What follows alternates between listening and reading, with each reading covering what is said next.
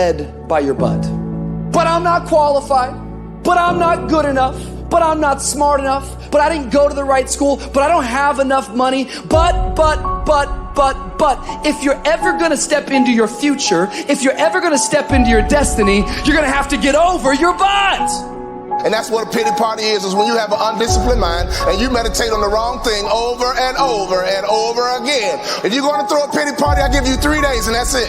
And after 3 days, you cut off your record player, your iPod, your MP3, and you come up with a plan. Do I just sit there and settle? No, I don't.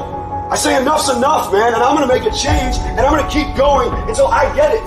You chase something that you believe you deserve until you get it. And it doesn't matter what happens to you. It doesn't matter how many times you've been fired. It doesn't matter how many people don't believe in you. You just go until you get it.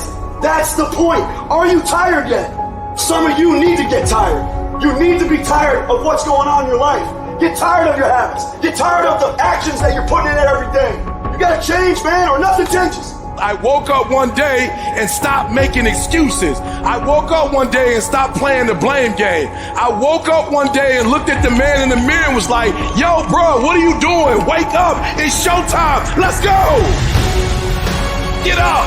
Go to class. Get up. Do your homework. You wake up earlier than people. You stay later than people. You stay humble. You work harder than anyone when no one's there. I guarantee someone that feels bad about themselves soon will label you as he's built different. He's built different should be your label because people feel bad about themselves. Your life is exactly what you wanted because every day you've had choices to make. You're responsible and credible for every single choice. You've made the choices. And what I need you to do for me is why are you here and then take ownership of why you're here so you control you.